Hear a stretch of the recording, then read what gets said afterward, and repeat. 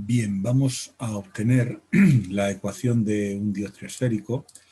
Para ello, he dibujado aquí un dióptrio. Lo dibujo esférico porque el esférico se puede convertir en un dióptrio plano simplemente haciendo que el radio del dióptrio, el radio de la superficie de separación entre los dos medios se haga infinito y entonces se convierte en un dióptrio plano.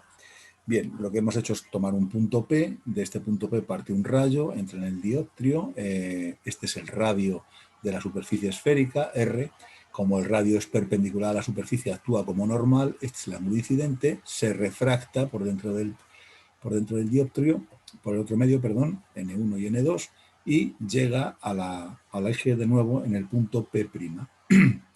Ese hemos llamado a la distancia desde P hasta el centro del sistema y S' a la distancia desde P' hasta el centro del sistema. Y hemos definido estos ángulos, alfa, teta y alfa', porque vamos a trabajar con ellos y así ganamos ya un poco de tiempo. En principio, hacemos lo único que sabemos hacer, que es aplicar la ley de Snell.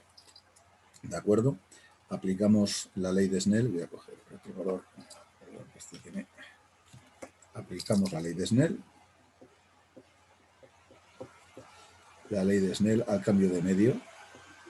¿Y qué es lo que tengo yo? Pues tengo que N1 por el seno del ángulo incidente, que es I, en este caso lo hemos llamado I, será igual a N2, que es el segundo medio, por el seno del ángulo refractado, por el seno de R.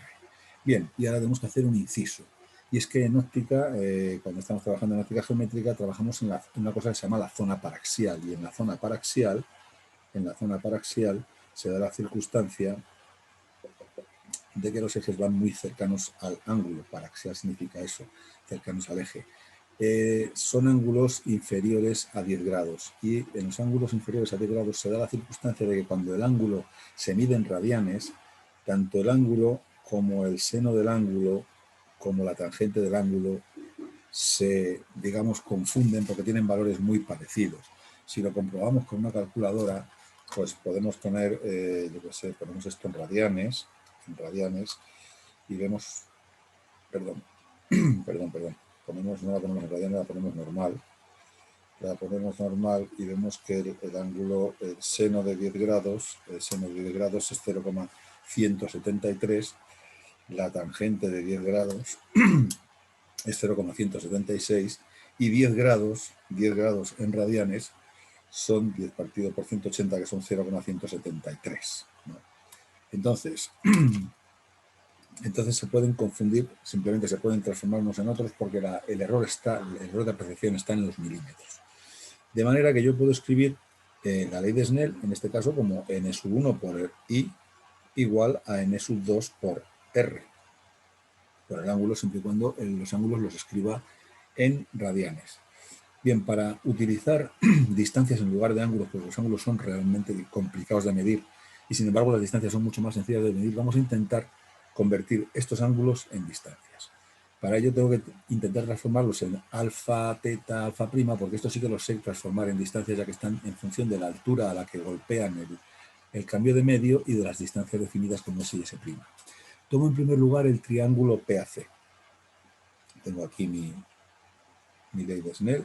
Tomo el triángulo PAC y del triángulo PAC, ¿qué puedo decir?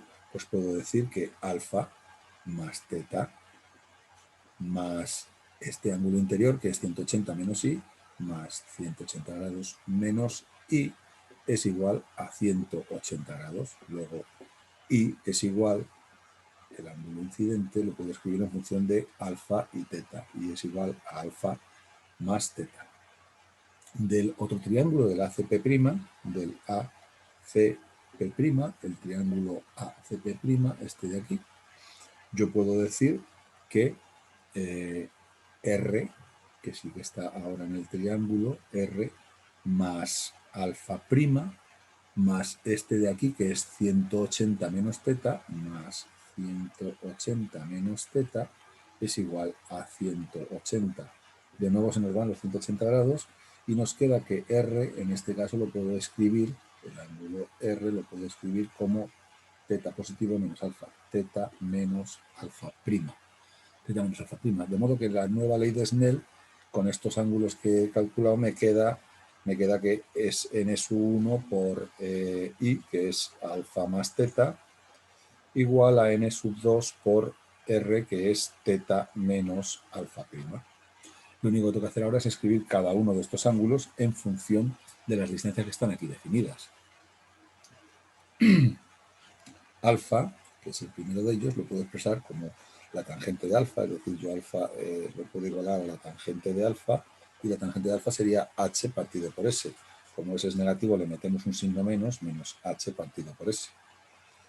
El alfa prima, yo lo puedo calcular como h, como la tangente, lo puedo igualar a la tangente de alfa prima, y sería también h partido por s prima, h dividido por s prima. Y por último, el ángulo teta, que es este de aquí, teta, lo puedo expresar como la tangente de teta, que es igual a h partido por este lado de aquí, que es el radio de la esfera, h partido por r. Bueno, hay un pequeño, se comete un mínimo error, incluso podríamos decir que no es la tangente, sino que sería el seno, sería h partido por r, pero como es igual, pues puedo utilizar indistintamente uno u otro. Bien, ya tengo escrita mi ley de Snell en función de distancias. Voy a sustituirlo dentro de esta ley y me va a quedar n sub 1 por menos h partido por s más h partido por r es igual a n2 por h partido por r menos h partido por s'. ¿De acuerdo? De manera que si yo, voy a borrar por aquí, arriba, que ya he llegado hasta el final, si yo lo que hago es reorganizar esta ecuación que he obtenido, y pongo la parte de las distancias a la izquierda y lo que está en función del radio a la derecha, y tengo en cuenta que h está en todos los miembros y que la puedo simplificar en los dos lados, me queda n1 por menos 1 partido por s,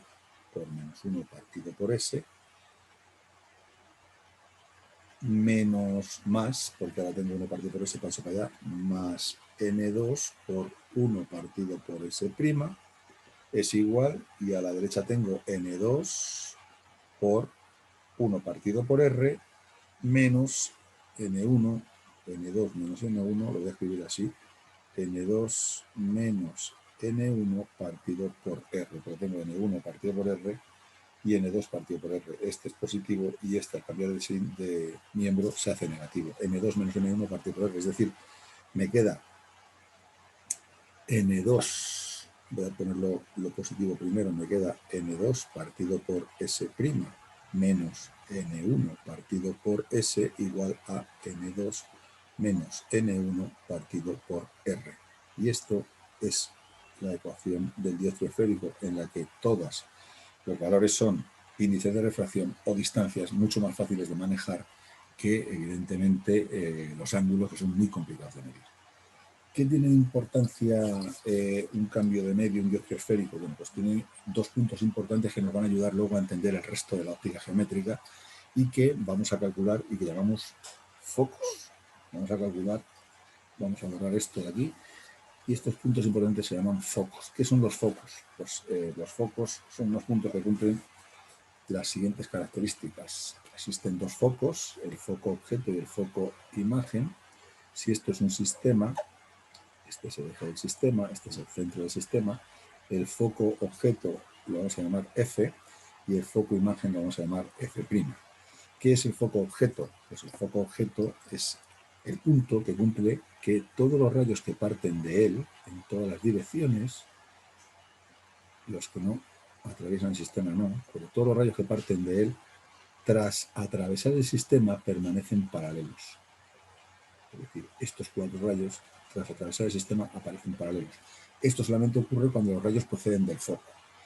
¿Qué es el foco imagen? Pues el foco imagen es justo lo contrario, es decir, es el punto donde se reúnen todos los rayos que llegan paralelos al sistema. Estos rayos que llegan paralelos llegan desde el infinito al sistema, estos rayos verdes. Cuando atraviesan el sistema, lo que hacen es que se juntan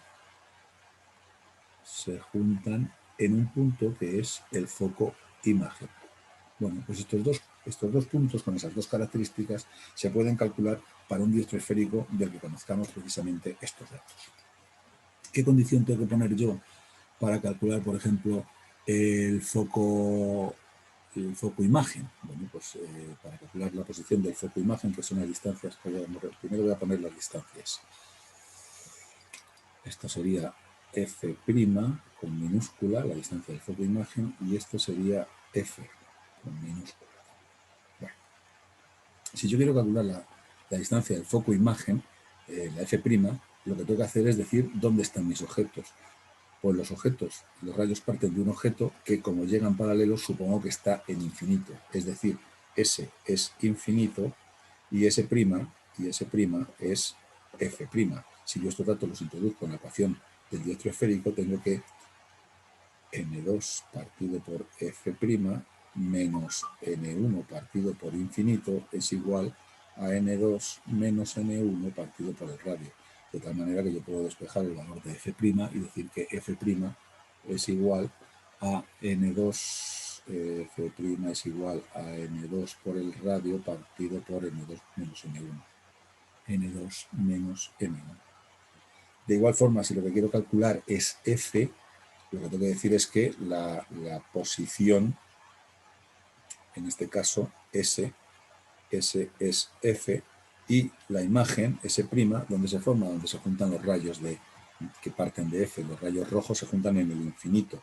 Entonces el foco objeto es N2 sustituido en la ecuación del dioptrio, N2 partido por infinito menos N1 partido por F, igual a N2 menos N1 partido por R, de tal manera que si yo despejo el valor de F me queda que es igual a menos N1 por R partido por N2 menos N1. N2 menos N1. ¿Qué hemos calculado? Pues hemos calculado las distancias focales de un sistema óptico cualquiera, de un diestro cualquiera. Con estas distancias focales, jugando con sus valores, dividiendo esta ecuación entre todos dividiendo todos los términos de esta ecuación entre el segundo miembro de la igualdad y utilizando la expresión de las focales, nos queda una expresión muy curiosa que es N2 partido por S' dividido entre N2 menos N1 partido por R menos N1 partido por S dividido por N2 menos N1 partido por R igual a N2 menos N1 partido por R entre N2 menos N1 partido por R, es decir, esto vale 1, ¿no? Vale. Y si me fijo, opero con ellas y me queda que subo la R arriba, N2R partido por N2 menos N1 multiplicado por S' menos N1R partido por N2 menos N1 y multiplicado por S igual a 1. Ahora, si me fijo en lo que yo he llamado focales, esto y esto, resulta que lo tengo aquí. ¿De acuerdo? Esto sin la S y esto también sin mi S. Es decir, yo puedo escribir una ecuación que se llama ecuación de Gauss y que es N2 F', N2R partido por S' menos F, que es N1R, partido por menos F partido por S igual a la unidad. Esto se llama ecuación de Gauss y ya se va pareciendo más a las ecuaciones que luego trabajaremos en la óptica geométrica. Por último, decir que el aumento es otra de las características, otra de las cosas teóricas que vamos a calcular, simplemente el aumento que se produce cuando un rayo pasa de un sitio, en un cambio de medio, es simplemente la relación entre el tamaño del objeto, que podemos llamarlo I, y el tamaño de la imagen, ¿no? Si la imagen es I', la relación entre el tamaño de estos dos objetos la vamos a llamar aumento lateral, y es, digamos, el tamaño de la imagen en función del tamaño del objeto. El tamaño de la imagen, si yo cojo, por ejemplo, un cambio de medio así, y yo tengo aquí un objeto, lo vamos a poner así, aposta. Aquí pinto el rayo llega aquí al centro del sistema, esto me hace dejar el sistema y me hace de normal, y se refracta así, y aquí al otro lado, pues al final se me forma la imagen. La relación entre el objeto y la imagen me da el aumento. En este caso la imagen es más pequeña que el objeto, sería un aumento más pequeño.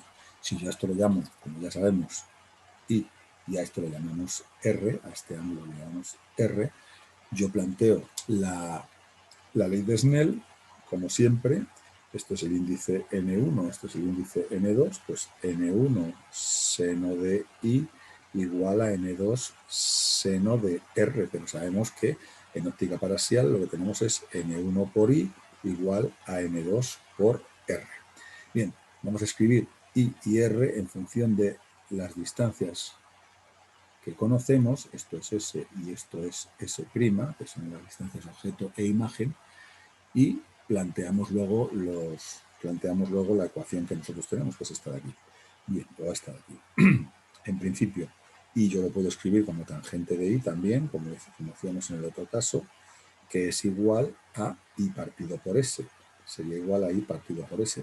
En el caso de la I es negativo, y en el caso de la S también es negativo. Por lo tanto, se me van a quedar los dos positivos. Y si hago lo mismo con la I', I' sería... perdón, I' no.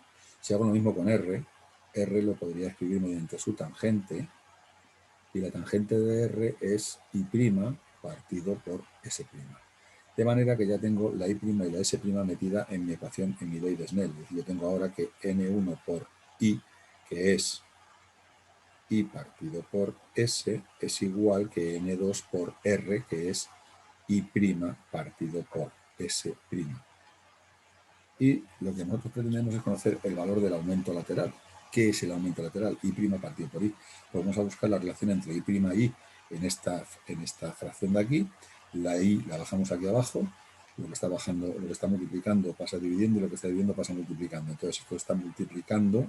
Arriba voy a tener N1 y la S'.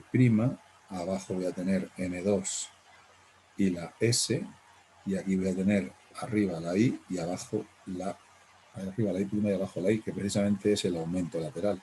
De manera que yo puedo escribir el aumento lateral I' partido por I en función de las distancias también. El aumento lateral será N1 por S' dividido entre N2 por S. Y aquí se termina toda la parte teórica de la óptica geométrica.